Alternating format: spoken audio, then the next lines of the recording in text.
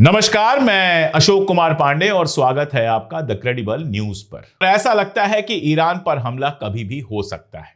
अब जिस तरह का माहौल वहां पर बना हुआ है, बहुत साफ लग रहा है कि हमला कभी भी हो सकता है। हमले की पूरी तैयारी है। इजराइल के अखबारों में यह खबर छपी है कि इजराइल से बता दिया है अमेरिका ने कि हमले का वक्त क्या होगा, हमले की तारीख क्या होगी। यह गोपनीय मैसेज में उनको बता दिया गया है।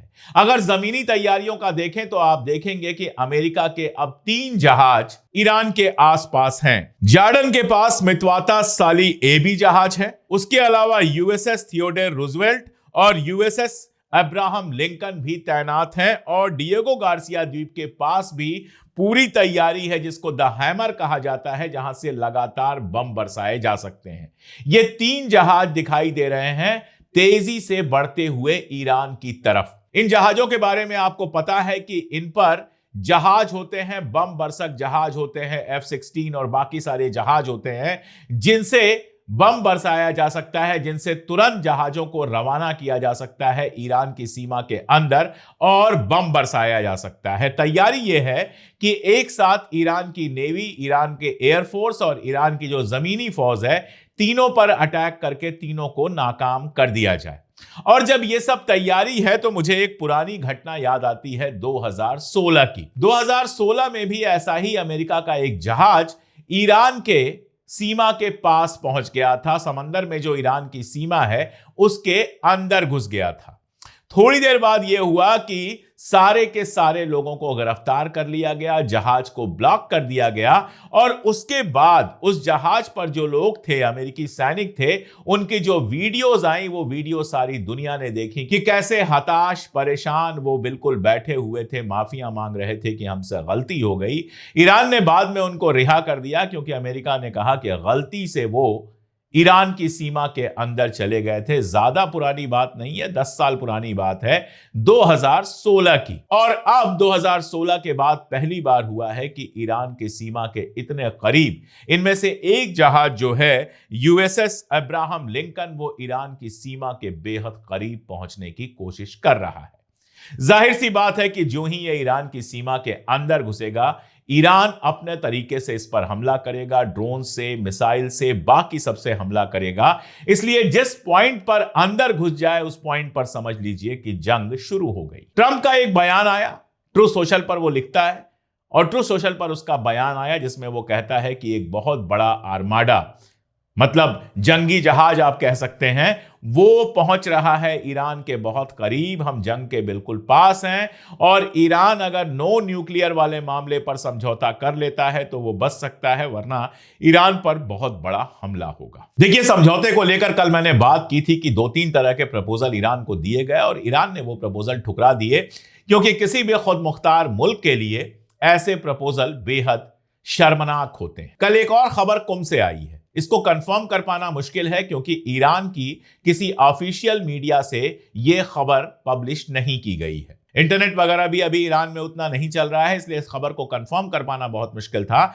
लेकिन फिर भी यह खबर आ रही है कि आयतुल्लाह खामनेई कल कुम गए थे और कुम जाने के बाद जमकरान मस्जिद और फातिमा मासूमेह के मकबरे का दौरा किया था। अब वैसे तो आप कह सकते हैं कि इसमें कौन सी बड़ी बात है, धार्मिक नेता हैं, धार्मिक जगहों पर गए थे। लेकिन ईरान का इतिहास यह बताता है कि ऐसी जगहों का दौरा खामनेई तभी करते हैं जब कोई बड़ा कदम उठाने वाला होता है ईरान। मैं आपको याद दिला दूं, अप्रैल 2024 में जब ऑपरेशन ट्रू प्रॉमिस किया गया था, इजराइल के ऊपर मिसाइलों की बारिश हुई थी, उसके पहले भी खामनेई गए थे मशहद और वहां पर इमाम रजा का जो मकबरा है वहां पर गए थे और उसके तुरंत बाद ईरान ने मिसाइलों की बरसात कर दी थी इजराइल के ऊपर। लेकिन उस समय हालात इतने नहीं बिगड़े थे, जंग जैसे हालात नहीं बने थे।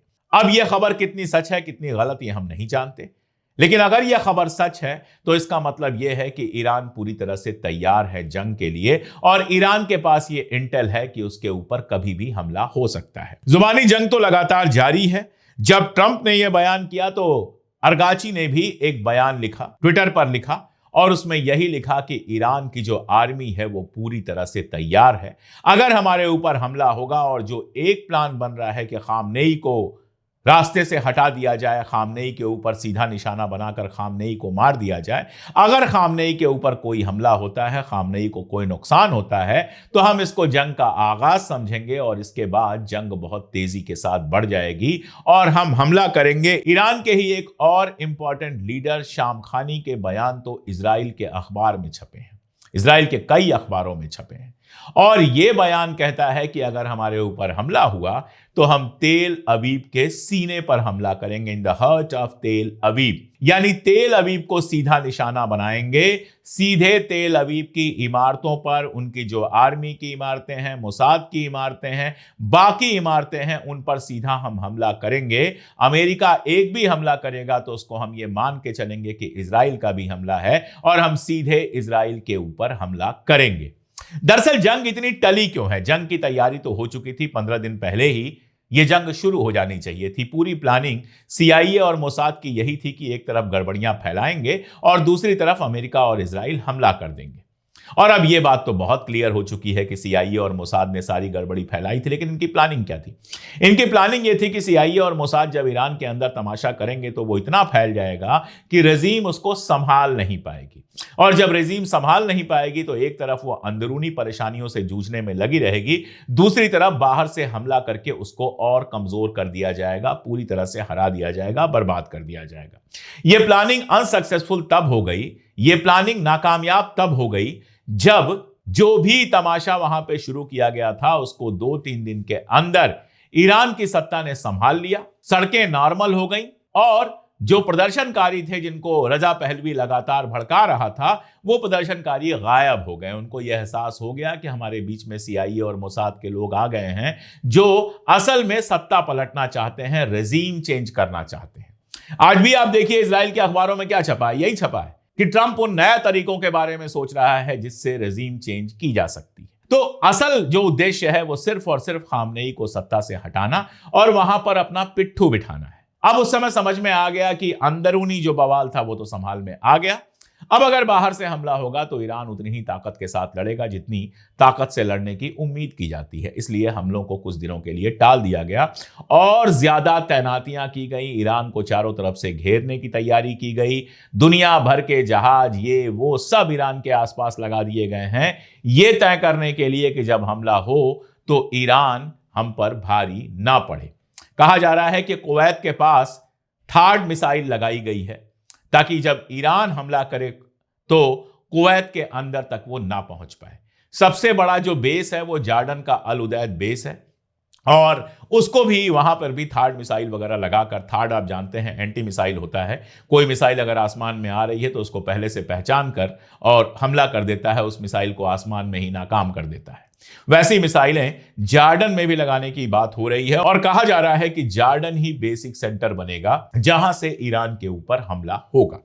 अब ईरान ने 2-3 बातें बहुत क्लियर कर दी हैं कि जिस मुल्क से भी हमारे ऊपर हमला होगा हम उसको दुश्मन मुल्क की तरह देखेंगे और हम बिना डरे, बिना झुके और बिना सोचे उसके ऊपर हमला करेंगे। यही वजह है कि सऊदी अरबिया पहले ही पीछे हट चुका है, UAE पहले ही पीछे हट चुका है कि हमारी जमीन और हमारे आसमान का इस्तेमाल आप नहीं कर सकते। सऊदी अरबिया और ईरान के बीच में बातचीत हुई है, पजेश्कियन और MBS की सीधी बातचीत हुई है और उसमें पजेश्कियन ने MBS से कहा है कि जंग रोकने के लिए आप जो कुछ करेंगे हम उसके साथ होंगे, हम इसके लिए आपका शुक्राना करेंगे। और आप देखिए इन मुल्कों में भी, कुवैत की बात करूं, कुवैत से एक बयान में पढ़ रहा था, वहां के एक्स MP हैं खालिद अल सुल्तान, उन्होंने कहा कि अगर ये जंग होती है तो ये जंग अरब मुल्कों के इंटरेस्ट में नहीं है, सिर्फ और सिर्फ इजराइल के इंटरेस्ट में है, इसलिए इस जंग में हमको हिस्सा नहीं लेना चाहिए। लेकिन कुवैत को हम जानते हैं उसको हिस्सा लेना पड़ेगा, वो अमेरिका के सामने अड़ नहीं सकता है। दूसरा बयान अगर देखें तो सऊदी अरबिया से एक बयान आया और उस बयान में सऊदी अरबिया के एक ऑफिशियल हैं, वो ये कह रहे हैं कि जब हमारे ऊपर हमला हुआ था तब तो अमेरिका ने हमारी कोई मदद नहीं की थी और अब जब हम ईरान के साथ दोस्ती करना चाहते हैं, जब हम चाहते हैं ईरान के साथ हमारे रिश्ते नॉर्मल हों, तो जानबूझकर ईरान पर हमला किया जा रहा है ताकि हमारे रिश्ते नॉर्मल ना हो सके। ये बात मैं आपसे बहुत क्लियर कह रहा हूं कि अरब मुल्कों के अंदर अंदर एक असंतोष तो है कि जानबूझकर ईरान पर हमला किया जा रहा है और ईरान पर हमला करने, ईरान को कमजोर करने या ईरान से खामनेई को सत्ता से हटा देने का एक ही मतलब है कि इजराइल छुट्टा सांड बन जाएगा। उसके बाद इजराइल की हरकतों पर लगाम लगाने वाला कोई नहीं होगा। इजराइल मिडिल ईस्ट में जो चाहेगा वो करेगा। और मैं आपको बताऊं कि कल को अगर इजराइल सऊदी अरबिया की जमीन बेकब्जा करेगा तो अमेरिका उसको बचाने नहीं आएगा। अमेरिका नहीं आएगा सऊदी अरबिया के साथ। अमेरिका कहेगा सऊदी अरबिया से कि ठीक है, दे दो जमीन, कोई दिक्कत नहीं है।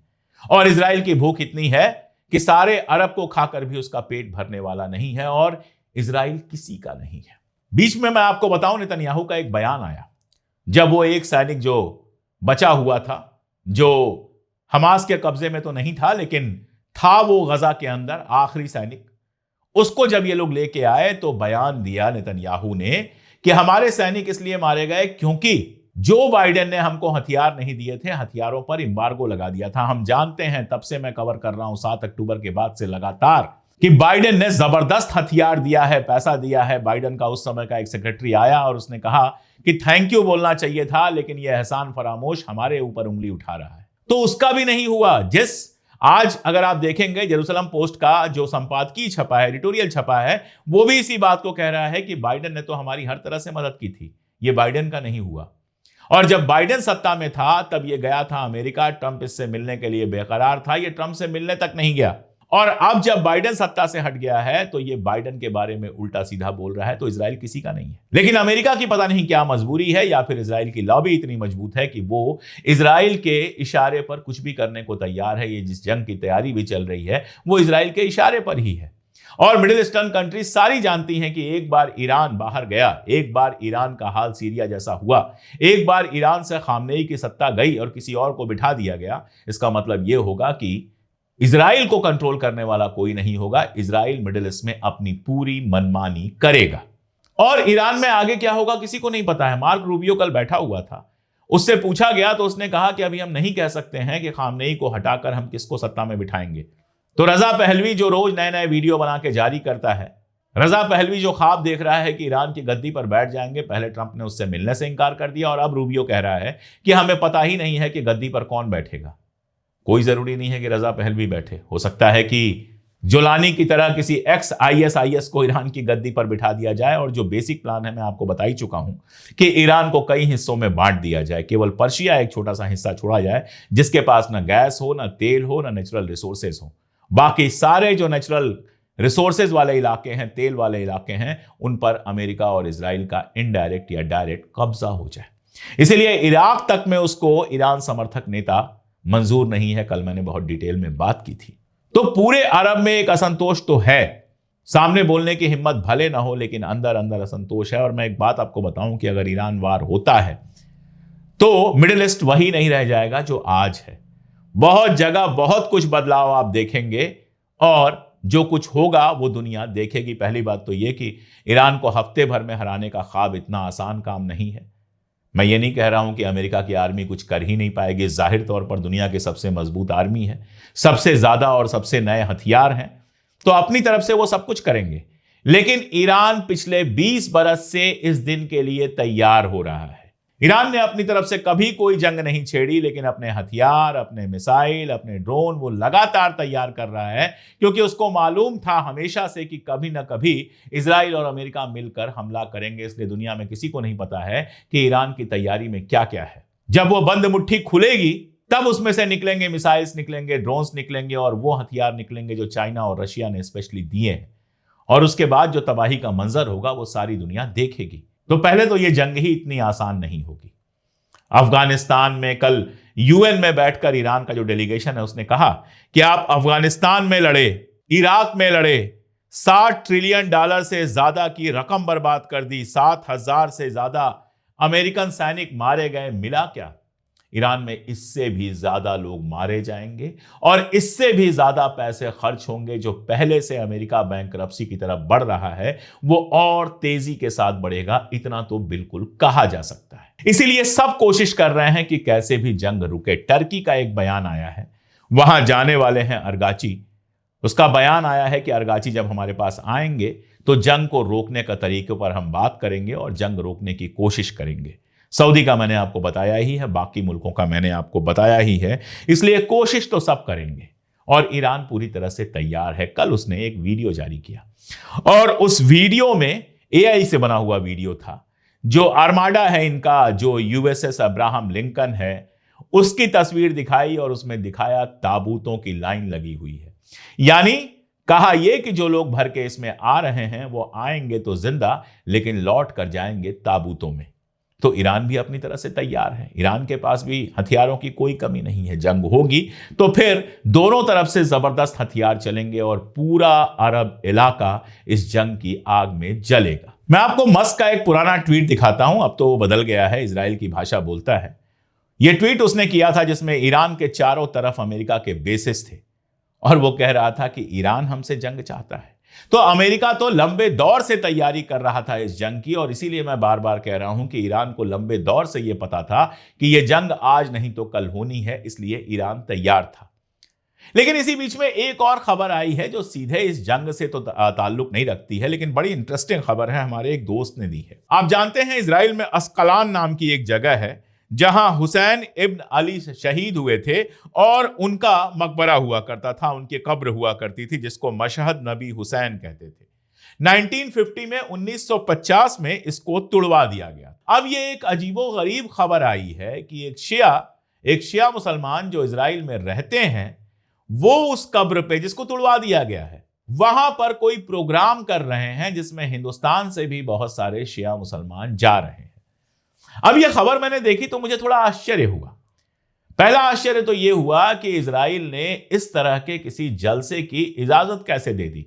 एक ऐसा मकबरा, एक ऐसी कब्र जिसको वो तोड़ चुका है, जिसको वो नेस्तनाबूद कर चुका है, जमींदोज कर चुका है, वहां पर कोई जलसा मनाने की इजाजत इजराइल ने कैसे दे दी?